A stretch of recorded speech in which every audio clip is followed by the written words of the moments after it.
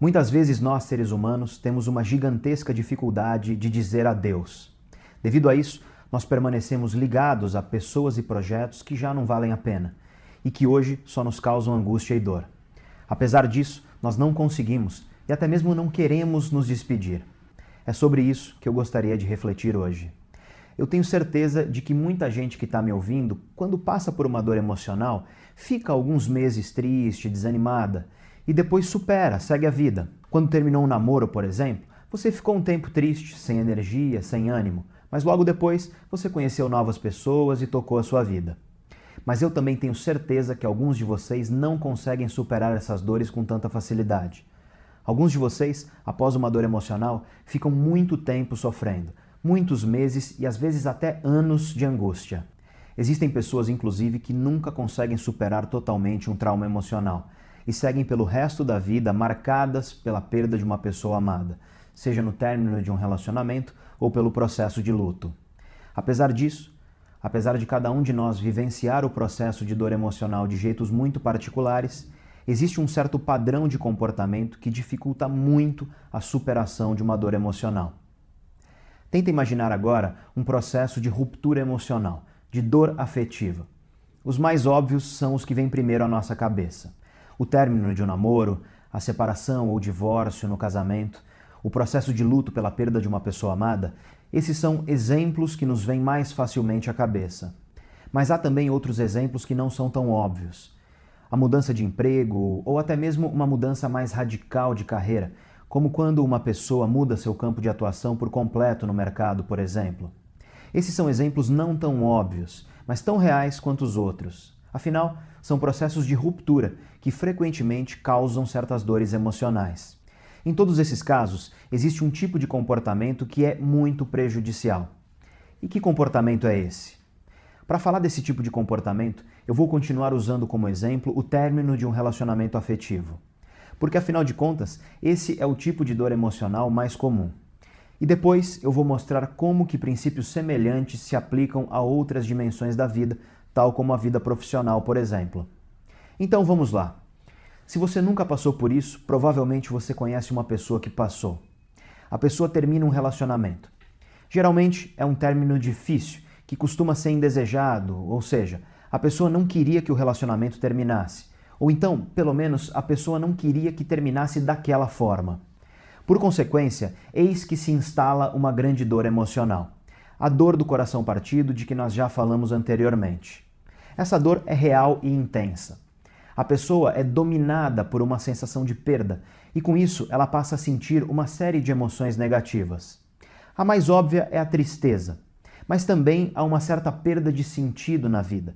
Parece que as coisas não têm mais propósito.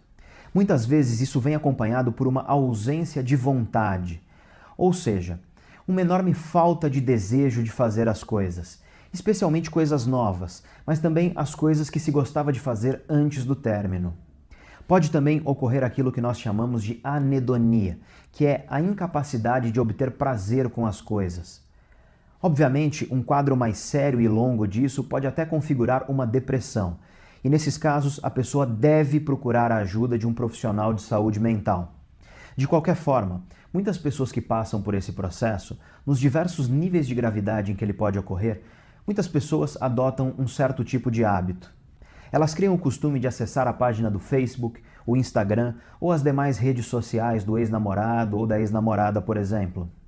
De forma às vezes meticulosa, elas vasculham as postagens, olham fotos e ficam criando histórias na cabeça a respeito do que ele ou ela está fazendo.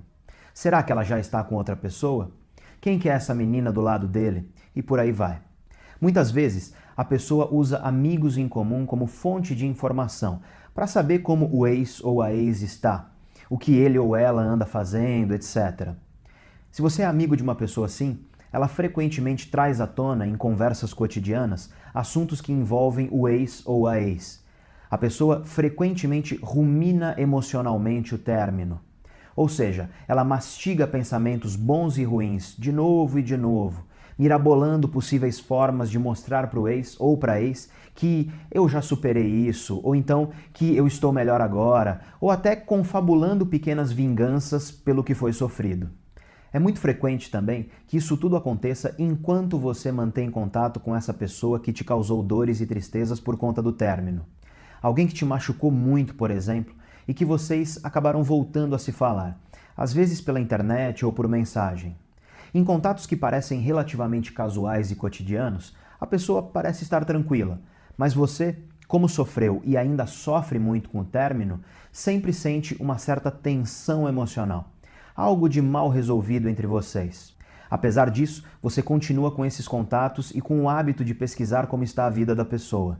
E aí, quando alguém te critica, você geralmente diz que não tem nada a ver, que você já superou, por exemplo. Mas no fundo, se você examinar a sua própria vida, você é capaz de perceber que aquilo está te fazendo mal. Às vezes um pouco e às vezes muito. Pois bem, vamos então falar do cérebro. Um estudo publicado em 2010 na revista científica Journal of Neurophysiology analisou a atividade cerebral de participantes que passaram por uma rejeição amorosa, mas que diziam ainda estar apaixonados pela pessoa responsável pela rejeição. Essa atividade cerebral foi analisada enquanto os participantes olhavam fotos das pessoas que os rejeitaram. Os resultados mostraram que, apesar dos participantes estarem passando por um momento muito difícil e triste, um momento negativo segundo eles mesmos, ao olhar as fotos, houve uma maior atividade cerebral com significância estatística em estruturas associadas à recompensa, ou seja, à motivação e ao prazer, e também em áreas cerebrais associadas à fissura, ou seja, o intenso e incontrolável desejo tipicamente encontrado em vício de drogas, tais como a cocaína. Nas palavras dos autores do estudo, a ativação de áreas cerebrais envolvidas no vício em cocaína pode explicar os comportamentos obsessivos associados com a rejeição no amor. Um outro estudo, publicado em 2004 na revista American Journal of Psychiatry, analisou a atividade cerebral de mulheres que haviam terminado um relacionamento há menos de 4 meses. Essa atividade cerebral foi analisada enquanto as participantes pensavam no ex-parceiro. Os resultados mostraram uma atividade cerebral semelhante àquela tipicamente encontrada em estudos que investigaram momentos de grande tristeza. Esses resultados nos permitem refletir a respeito de algumas questões muito importantes. A primeira delas é a forma como nós tratamos nossos amigos e familiares que estão passando por uma dor emocional. É comum você reagir a um amigo ou amiga que está passando por um término de relacionamento com frases do tipo "deixa disso", "sai dessa", "tenta não pensar nisso". Perceba que dizer para a pessoa "deixa disso" ou "sai dessa" é um conselho péssimo, além de simplesmente inútil. Afinal, se a pessoa pudesse sair dessa, se isso estivesse em seu pleno controle, ela olharia para você e responderia: "Nossa, muito obrigado. Pronto, saí dessa. Sem o seu conselho eu não sei o que eu ia fazer da minha vida". E é óbvio que isso não acontece. Afinal, a pessoa quer muito sair daquela situação, mas ela não consegue. A melhor coisa que você faz por uma pessoa que está passando por isso é dar a sua mão e o seu ombro, é estar disponível e dando apoio emocional. Afinal, como nós vimos, o cérebro da pessoa está de fato alterado. Essa é a razão pela qual ela manifesta essas emoções, sentimentos e comportamentos. E uma segunda reflexão que nós podemos fazer a respeito disso tudo é em relação àquilo que eu falei inicialmente. Se você tem o hábito de fuçar o Facebook ou o Instagram de uma pessoa com a qual você tinha um relacionamento que acabou e você sofreu muito com isso, e talvez até continue sofrendo. Se você tem o hábito de perguntar para os amigos em comum como vai a vida da pessoa, o que ela anda fazendo, ou até mesmo se você mantém conversas com essa pessoa, conversas que no fundo te incomodam, mas que ao mesmo tempo você tem muita dificuldade de colocar um basta. Se você passar por uma ou mais dessas situações, entenda que isso traz sim um prazer imediato e uma motivação imediata, mas traz também um custo maior, que é reviver em certa medida a angústia e a tristeza pela qual você passou. É tentar manter acesa a chama de algo que já se apagou. É tentar reanimar um cadáver. Nas palavras de um belíssimo poema do Chico Buarque, é como arrumar o quarto de um filho que já morreu. Os estudos sobre força de vontade, ou seja, os estudos sobre pessoas que conseguem segurar uma vontade imediata para conseguir um benefício maior no futuro, esses estudos mostram há décadas que uma das formas mais eficientes de abandonar algo que nós desejamos muito imediatamente é partir para outra. Em outras palavras, é pensar e viver outras experiências, sejam elas quais forem. Muitas vezes ocorre um certo auto-engano em relação a situações como essa que eu mencionei anteriormente. Você diz para si mesmo que não tem problema manter esses laços, que não tem nada a ver, quando na verdade, examinando friamente a situação, você perceberá que manter esses laços está te fazendo mal. E veja que coisas semelhantes acontecem, por exemplo, com uma pessoa que está com uma vida profissional muito triste. Imagine uma pessoa que não aguenta mais a sua carreira e já decidiu que precisa abandonar esse campo de trabalho para buscar algo que lhe faça feliz de fato. Apesar disso, a pessoa inventa desculpas e diz coisas como um dia eu saio dessa, que tudo aquilo é temporário, por exemplo.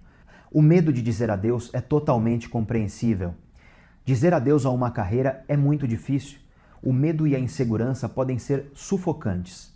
Dizer adeus a um amor é uma das maiores angústias pelas quais nós podemos passar. Aqueles que já passaram por isso sabem do que eu estou falando. No entanto, apesar da dor e da angústia, dizer adeus é importante. Dizer adeus é muitas vezes necessário. E dizer adeus não significa ignorar os fatos, fingir que nada está acontecendo ou que nada aconteceu. Muito pelo contrário. Dizer adeus significa enfrentar, olho no olho, a decisão de parar de investir o nosso precioso tempo e a nossa preciosa energia naquilo que já não vale mais a pena. Se for uma pessoa, é olhar nos olhos dessa pessoa e explicar que você está partindo para outra. E não procurá-la mais. E não aceitar pequenos contatos cotidianos que, no fim das contas, só te mantêm preso a algo que já não existe.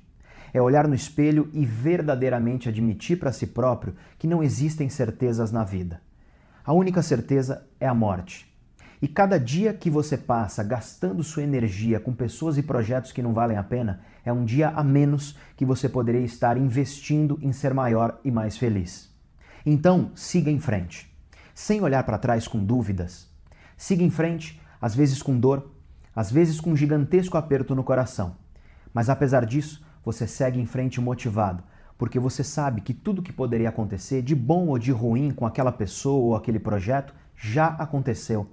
E que agora você pode dar um primeiro passo. Um passo novo, curto, mas firme, rumo a uma nova vida, onde certamente você será capaz de encontrar a felicidade novamente. Se você gostou, não esquece de curtir, compartilhar e se inscrever.